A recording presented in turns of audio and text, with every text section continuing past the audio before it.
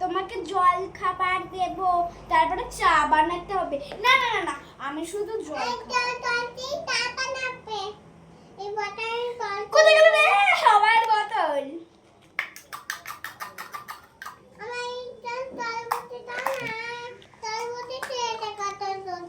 তুমি দামি বোতল নাও, দামি বোতল, দামি বোতল। হ্যাঁ, এটা 20 টাকাই 10 টাকা। ওটা 20 টাকা। 20 টাকা।